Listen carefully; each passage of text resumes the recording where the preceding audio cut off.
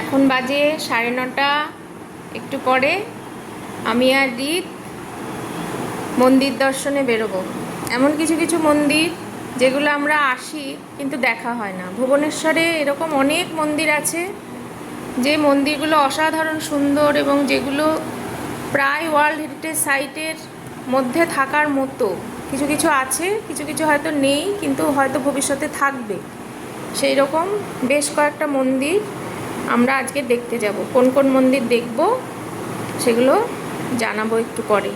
মোটামুটি 10টা থেকে একটা কার রেন্টাল করে সেটা নিয়ে বেরিয়ে পড়বো।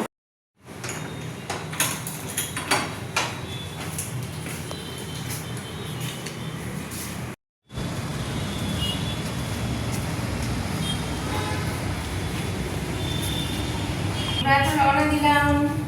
10টা বেজে গেছে। হোটেলের নিচে আমাদের গাড়ি অপেক্ষা করছে। আমি আর রিত রওনা দিলাম। এখন প্রথমে আমরা যাব রাজারানী মন্দিরের উদ্দেশ্যে।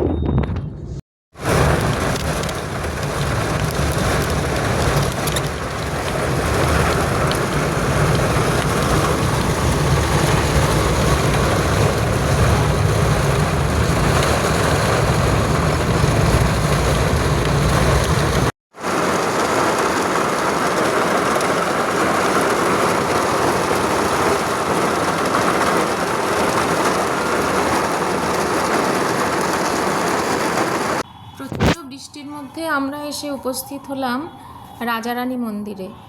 এত বৃষ্টি পড়ছিল যে গাড়ি থেকে নামতেই পারছিলাম না। তো যাই হোক, বৃষ্টিটা একটু কমার পর গাড়ি থেকে নামলাম। এবার আমরা আস্তে আস্তে এই অসাধারণ সুন্দর রাস্তাটা দিয়ে এগিয়ে যাব মন্দিরের দিকে। ওই যে দূরে দেখা যাচ্ছে মন্দির, তার আগে এই রাস্তাটা দুদিকে সুন্দর বাগান আর লন, তার মধ্যে দিয়ে এগিয়ে চলেছে। বৃষ্টি বলে লোক সংখ্যা খুবই কম, শুধু আমরাই আছি। একদম রাজারানী মন্দিরের সামনে এখন আমরা এসে উপস্থিত হয়েছি। এই মন্দির অসাধারণ সুন্দর একটা মন্দির, যে মন্দির উড়িষ্যার বিশেষ করে কলিঙ্গ স্থাপত্য শৈলীর একটা অসাধারণ নিদর্শন। এবং এই মন্দিরে একদম ভেতরে কিন্তু কোনো দেবদেবীর মূর্তি নেই। মন্দিরের চারিদিকে বিভিন্ন ধরনের ছোট ছোট বা বড় বিভিন্ন মূর্তি, সেগুলো খোদাই করা আছে। রাজা, রানী, যক্ষ, যক্ষিণী এবং দেবতা, তাদের মূর্তি এই মন্দিরের গায়ে খোদাই করা আছে। মন্দিরের সামনের যে অংশটা, সেই অংশটা কিছুটা ভেতরে সিঁড়ি দিয়ে উঠে যে অংশটা আমরা প্রবেশ করব, সেটা জগমোহন।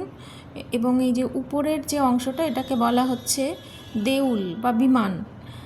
এবং এই মন্দির প্রতিষ্ঠিত হয়েছিল খ্রিস্টীয় 9ম শতকে।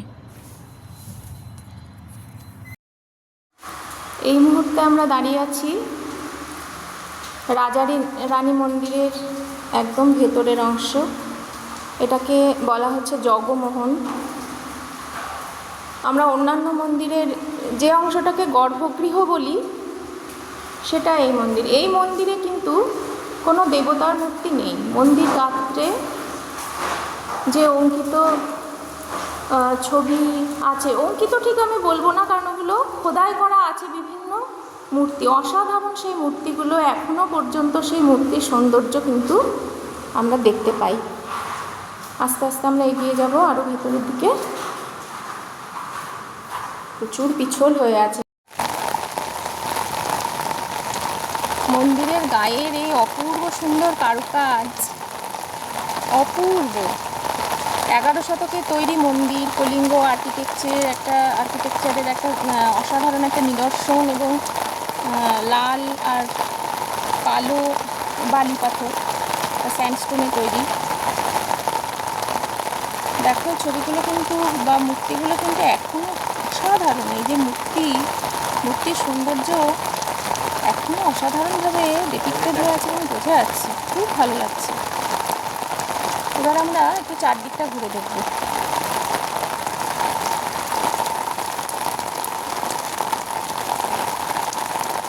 এই যে থামগুলো আছে, মন্দিরের যে থামগুলো, সেই থামে এই চিত্রগুলো অঙ্কিত বা উৎকীর্ণ। খুব সুন্দর, অসাধারণ অসাধারণ কারুকাজ, অপূর্ব লাগছে, অপূর্ব এই মন্দির।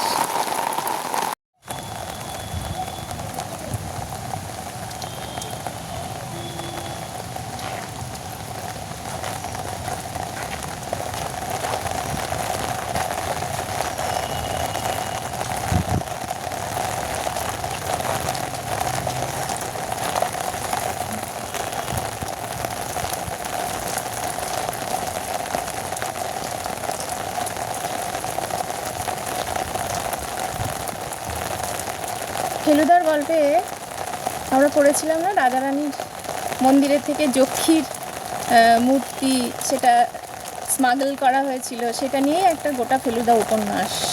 দেখো সত্যিই কি যে অসাধারণ যক্ষী বা যক্ষের মূর্তিগুলো, একদম যেন জীবন্ত, যেন এক্ষুনি নেমে আসবে এবং নাচ গান করবে। এখন আমরা চলে এসেছি মুক্তেশ্বর মহাদেবের মন্দিরের দিকে।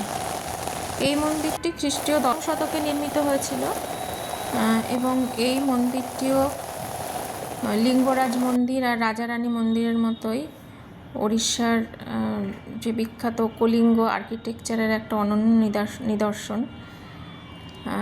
এবং স্যান্ডস্টোন বা বালি পাথরে নির্মিত এই মন্দির, সাদা এবং কালো বালি পাথরে তৈরি মন্দির। এবং মুক্তেশ্বর শিব বা মহাদেবের উপাসনা এই মন্দিরে করা হয়।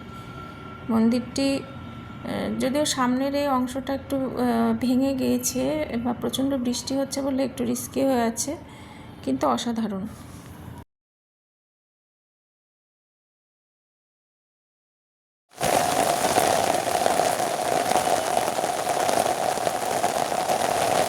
মুক্তেশ্বর মহাদেবের মন্দির, ড্রিম অফ ওড়িশা।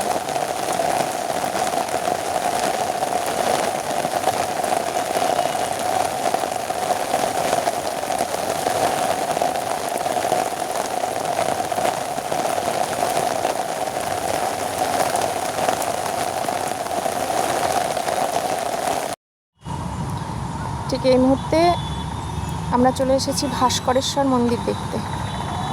বেলে পাথরের তৈরি খ্রিস্টীয় 10ম শতকের অসাধারণ আরেকটা মন্দিরের নিদর্শন হচ্ছে এই মন্দিরটি। আর একটু কাছে যাই, চারিদিক বাগান, লন, অপূর্ব সুন্দর করে সাজানো কিন্তু এখানকার মন্দিরগুলো। বৃষ্টির দিন হওয়ায় ভিড়টা খুবই কম, হয়তো সেজন্য আরও সুন্দর লাগছে মন্দিরের কাজটা।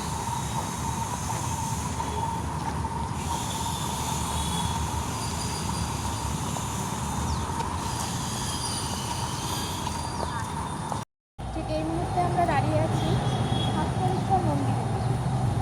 এই মন্দির যদি সত্যিকার অর্থে বলতে চাই, এই মন্দিরটা তৈরি হয়েছিল কিন্তু 12 শতকে, শুরু হয়েছিল হয়তো 10ম শতকে, কিন্তু একদম এক্স্যাক্টলি কিন্তু শেষ হয়েছিল 12 শতকে। এই মন্দিরটা পশ্চিম দিকে মুখ করে আছে এবং শিবের জন্য এটা উৎসর্গীকৃত একটা মন্দির।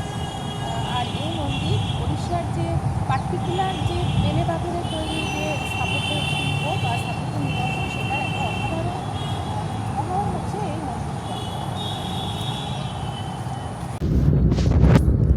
3টে মন্দির দেখে এবার আমরা আস্তে আস্তে ফিরে চললাম হোটেলের দিকে। সাধারণত ভুবনেশ্বরে এসে আমরা লিঙ্গরাজ মন্দির দেখি বা হয়তো উদয়গুরি, খণ্ডগিরি দেখেই আমাদের যাত্রা শেষ করে দিই, কিন্তু এই সমস্ত মন্দিরগুলো আমরা সাধারণত দেখি না।